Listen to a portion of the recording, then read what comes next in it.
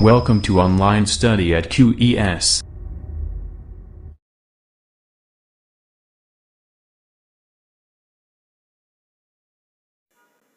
Hello guys, welcome to QES technical academy और आप देख रहे हैं ऑनलाइन स्टडी एट क्यूएस। तो गाइस, जैसा कि आपको पता है कि ग्राइंडिंग के लिए मैं आपसे इससे पहले थ्योरी लेक्चर ले चुका हूं और उसमें मैंने आपको पूरा ग्राइंडिंग समझाया है। तो आज गाइस मैं आपके लिए लेके आया हूं ग्राइंडिंग से संबंधित कुछ इंपॉर्टेंट मल्टीपल चॉइस क्वेश्चन। ठीक है, तो इन सब क्वेश्चंस बहुत ज़्यादा इंपॉर्टेंट हैं आपके ALP CVT 2 के लिए। तो ये सारे बहुत ही इंपॉर्टेंट क्वेश्चन मैं आपके लिए लेके आया हूँ। तो गाइस आप इसको देखिए आज कैसे कैसे हम सॉल्व करते हैं। ठीक है गाइस, वीडियो शुरू करने से पहले गाइस अगर आप हमारे चैनल पर नए हैं तो सबसे पहले इसे सब्सक्राइब कर लें और साथ ही बेल आइकन को प्रेस कर लें, जिससे आने वाले सभी वीडियोस का नोटिफिकेशन आपको मिलता रहे। ठीक है गाइस, और वीडियो पसंद आए तो इसे लाइक और शेयर जरूर करें। तो चलिए शुरू करते हैं आज का वीडियो। तो गाइस पहला क्वेश्चन देखिए, पहला क्वेश्चन है hardness of grinding wheel is determined by the. Grinding wheel की हार्डनेस किसके द्वारा निर्धारित की जाती है? तो देखिए यहाँ पर इतना आपको ध्यान रखना है कि ग्राइंडिंग व्हील की हार्डनेस पूछ रहा है, न कि एब्रेसिव पार्टिकल की। ठीक है, पूरे कंप्लीट ग्राइंडिंग व्हील की हार्डनेस बतानी है। और ग्राइंडिंग व्हील की हार्डनेस कंप्लीटली हमें कैसे पता चलेगी? वो हमें ऐसे पता चलेगी कि आपका जो ग्राइंडिंग व्हील है वो एब्रेसिव पार्टिकल को कितने फोर्स तक होल्ड करके रखता है। ठीक है, कितना रोके रखता है। तो आप ऑप्शन हो जाएगा आपका ability of bond to retain abrasive. चौथा option ability of bond to retain abrasive, ये आपका सही आंसर हो जाएगा। ठीक है, चलिए अगला क्वेश्चन देखिए। नेक्स्ट क्वेश्चन है which one of the following material is used eight binding material for grinding wheel. इनमें से कौन सा पदार्थ ग्राइंडिंग व्हील में बाइंडिंग मटेरियल के तौर पर प्रयोग किया जाता है? ठीक है, तो देखिए आपने अगर हमारा थ्योरी लेक्चर नहीं देखा है तो पहले उस थ्योरी लेक्चर को देखिए। उसमें मैंने आपको जो है एब्रेसिव मटेरियल सारे पढ़ाए हैं, सारे समझाए हैं, और बॉन्डिंग मटेरियल भी पढ़ाए हैं। कौन कौन से मटेरियल बॉन्डिंग में यूज होते हैं, कौन कौन से मटेरियल एब्रेसिव के रूप में यूज होते हैं। तो चार ऑप्शन आपको दिए हुए हैं, aluminium oxide, sodium silicate, silicon carbide और बोरोन कार्बाइड। इनमें से तीन आपके जो है एब्रेसिव मटेरियल है, एक बॉन्डिंग मटेरियल है। तो आपको वही बताना है कि बॉन्डिंग मटेरियल कौन सा है। तो देखिए गाइस, जो मैंने आपको थ्योरी लेक्चर में पढ़ा है वहां से आप डायरेक्टली आप यहाँ पे आइडिया लगा सकते हैं। एल्यूमिनियम ऑक्साइड, सिलिकॉन कार्बाइड और बोरोन कार्बाइड।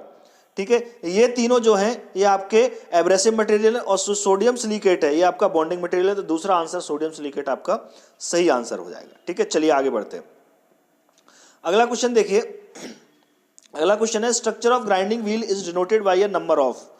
ग्राइंडिंग व्हील का स्ट्रक्चर किस नंबर द्वारा दिखाया जाता है? ये नंबर मैंने आपको बताए थे जब मैंने ग्राइंडिंग व्हील का स्पेसिफिकेशन पढ़ाया था। तो जो ग्राइंडिंग व्हील का स्ट्रक्चर है वो किससे दिखाया जाता है? 1 से 15 नंबर के बीच में दिखाया जाता है कि स्ट्रक्चर कैसा है। ठीक है, ओपन, क्लोज, क्लोज डेंस, ये सारे स्ट्रक्चर किससे दिखाया जाते हैं? 1 से 15 नंबर के बीच में जो लिखा होगा वो क्या दिखाता है? आपके ग्राइंडिंग व्हील को स्ट्रक्चर को डिनोट करता है। ठीक है, चलिए आगे बढ़ते हैं। अगला क्वेश्चन देखिए, फोर्थ क्वेश्चन है आपका hard grade grinding wheels are represented by a letter from. Grinding wheel की हार्डनेस किस लेटर द्वारा दिखाई जाएगी? ठीक है, चार ऑप्शन दे रखे हैं आपको, A2P, A2H, H2Q और Q2Z।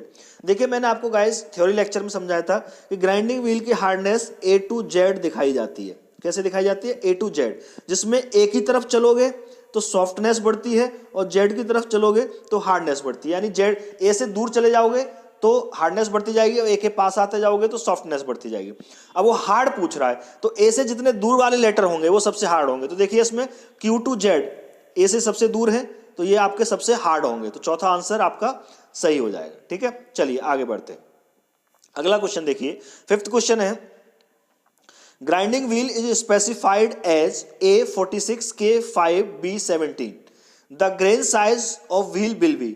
आपको ग्राइंडिंग व्हील का एक स्पेसिफिकेशन दिया हुआ है। गाइस मैंने आपको थ्योरी लेक्चर में ग्राइंडिंग व्हील का स्पेसिफिकेशन समझाया था, कैसे लिखा जाता है और कौन सा लेटर क्या रिप्रेजेंट करता है। अगर आपको क्लियरली समझना है तो थ्योरी लेक्चर आप देख सकते हैं। ठीक है, तो यहाँ पर ये ग्राइंडिंग व्हील का स्पेसिफिकेशन दिया हुआ है। अब पूछ रहा है इसमें कि ग्रेन साइज क्या होगा।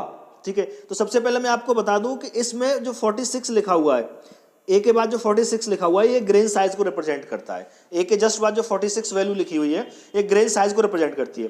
अब 46 जिसके लिए बनाया गया होगा उसका ग्रेन साइज वही हो जाएगा। चार ऑप्शन दिए हैं आपको, कोर्स ग्रेन बड़े आकार के, मीडियम ग्रेन मध्यम आकार के, फाइन ग्रेन छोटे आकार के और वेरी फाइन यानी बहुत छोटे आकार के। तो 46 जो नंबर होता है वो किसके लिए होता है गाइज?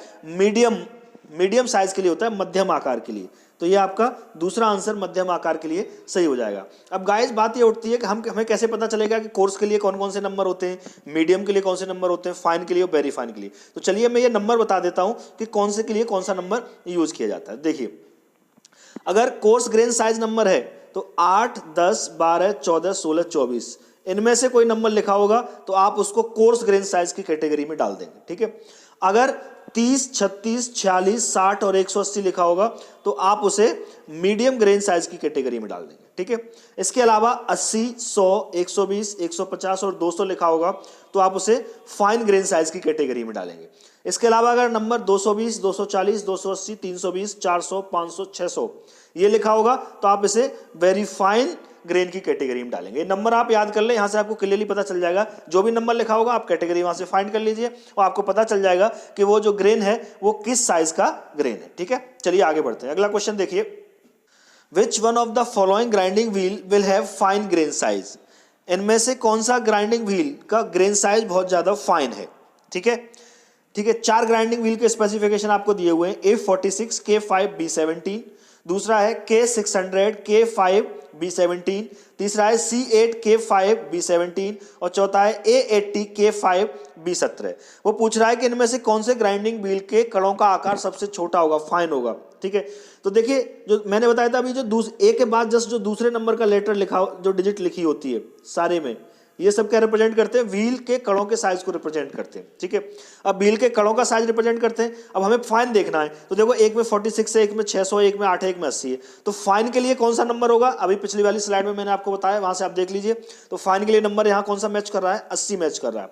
तो चौथा जो आपका ग्राइंडिंग व्हील होगा A80, K5, B17 की ग्रेन का साइज सबसे छोटा होगा। क्लियर है, चलिए आगे बढ़ते हैं।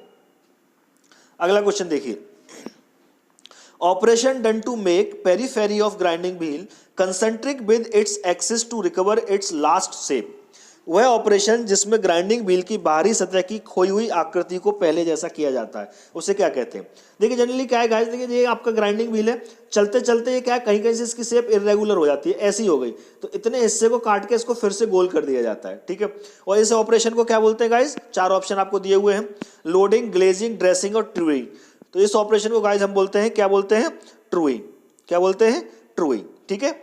यानी पहले जैसी शेप को फिर से रेगुलर शेप में लाना, इरेगुलर शेप को, उसको हम ट्रूइंग बोलते हैं। क्लियर है, चलिए आगे बढ़ते हैं। अगला क्वेश्चन देखिए, अगला क्वेश्चन है, removing dull grains in order to make grinding wheel shape is known as. Grinding wheel में क्या होता है जनरली गाइस, जैसे आप वर्क कर रहे हो तो इसके ऊपर जो ग्रेन्स लगे हुए हैं ये क्या है, डल हो जाते हैं, इनकी शार्पनेस खत्म हो जाती है, तो चिकने हो जाएंगे, काटना बंद कर देंगे।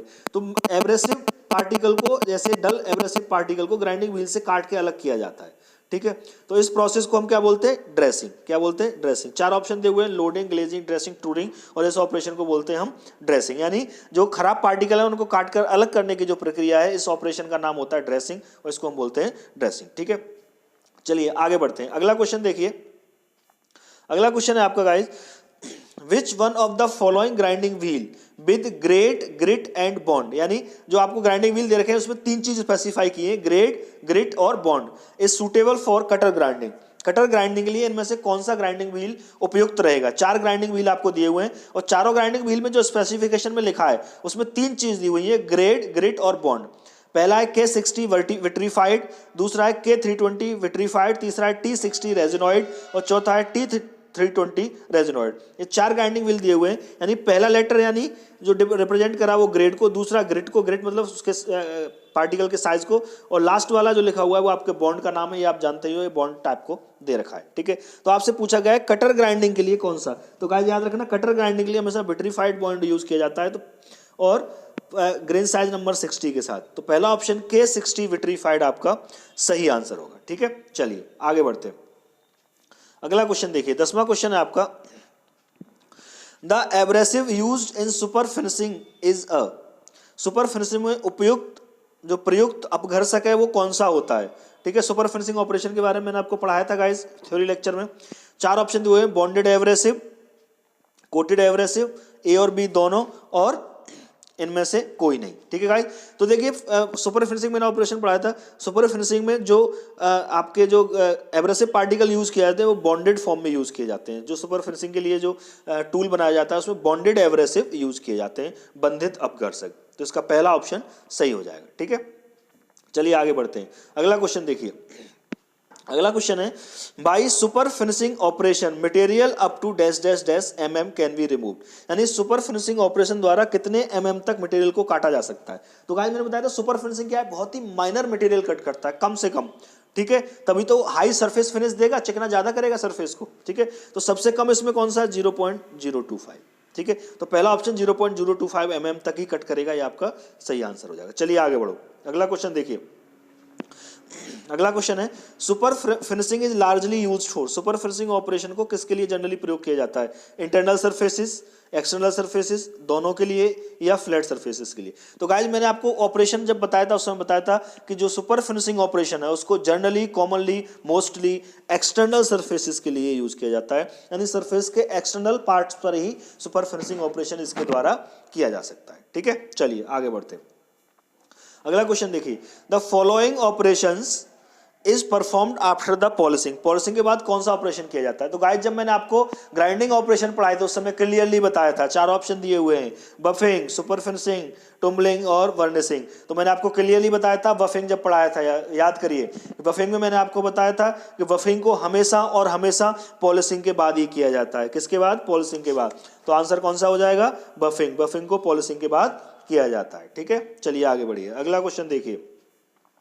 अगला क्वेश्चन है, grain number of grinding wheel is to grain size, grinding wheel और ग्रेन साइज का रिलेशन क्या होता है, ये फॉर्मूला होता है गाइस, मैंने आपको लिखाया है क्लियरली, ठीक है।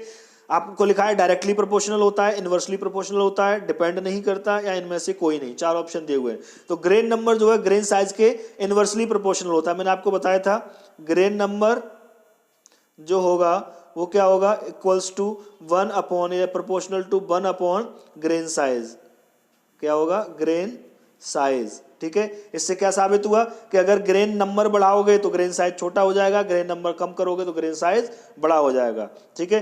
तो ग्रेन नंबर जो है ग्रेन साइज के इनवर्सली प्रोपोर्शनल होता है। कैसे होता है, इनवर्सली प्रोपोर्शनल। चलिए आगे बढ़िए, अगला क्वेश्चन देखिए। अगला क्वेश्चन है, which of the following is correct range for grain number of grinding wheel for coarse grain, coarse grain के लिए, ग्राइंडिंग व्हील में कोर्स ग्रेन के लिए इनमें से कौन सी रेंज सही है।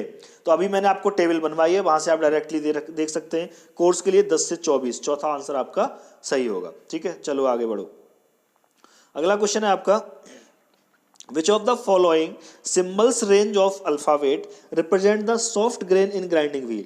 ये मैंने आपको अभी बताया था, ए टू जेड हम चलते हैं तो क्या होता है, हमारा hardness of grinding wheel represent होती है, ए की तरफ सॉफ्टनेस और जेड की तरफ हार्डनेस बढ़ती है। अब वो पूछ रहा है, सॉफ्ट पूछ रहा है, तो ए के सबसे पास वाले जो होंगे वो सॉफ्ट होंगे, तो ए टू एच, बाकी सारे देखो I to P, Q to T और टी टू जेड, ये सब ए से बहुत दूर है तो ये हार्ड हो जाएंगे। ए टू एच ए के सबसे पास है, तो ए ऑप्शन आपका सही हो जाएगा, ये कैसा होगा आपका, सॉफ्ट होगा। चलिए आगे बढ़िए, अगला क्वेश्चन है guys, fine grain size is used for, fine grain size का यूज किसके लिए किया जाता है, रफ सरफेसेस के लिए, नॉर्मल, फिनिश्ड, या नन ऑफ दीज, इनमें से कोई नहीं। तो देखिए मैंने आपको बताया था गाइस कि जितने छोटे ग्रेन होंगे मटेरियल उतना कम होगा, उतना ही सरफेस फिनिश अच्छा होगा, चिकना सरफेस होगा, और जितने बड़े होंगे उतना रफ खुरदरा होगा, उतना ही आपका रफ सरफेस जनरेट होगा। तो साइज छोटे होंगे तो क्या आएगा, चिकना फिनिश सरफेस आएगा, ठीक है। कैसा आएगा, फिनिश सरफेस। तो तीसरा ऑप्शन आपका फिनिश्ड सरफेस, चिकने पृष्ठों के लिए फाइन ग्रेन साइज का यूज किया जाता है, ये आपका सही आंसर हो जाएगा। आगे बढ़िए, अगला क्वेश्चन देखिए।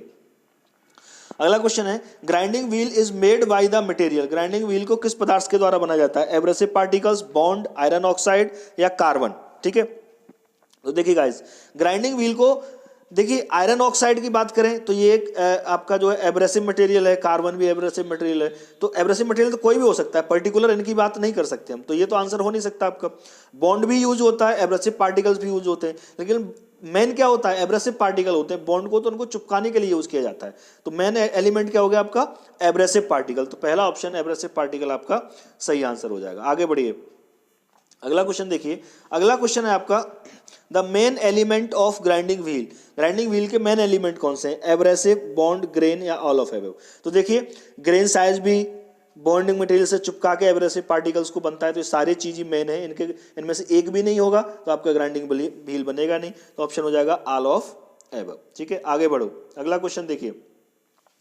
अगला क्वेश्चन है guys, addition of metal particle on the surface of grinding wheel is called. Wheel की सतह पर धातु के कणों के फंसने को क्या कहते हैं? यानी जब हम किसी चीज पर ग्राइंडिंग करते हैं उस धातु के कण जो है व्हील की सतह पर अंदर ग्राइंडिंग अब एब्रेसिव पार्टिकल्स के बीच में फंस जाते हैं, इसको क्या कहते हैं हम गाइस? 4 ऑप्शन दिए हुए हैं, लोडिंग, ग्रेड, बॉन्ड या नन ऑफ एबव। तो इस ऑपरेशन को गाइस बोलते हैं, इस प्रक्रिया को लोडिंग।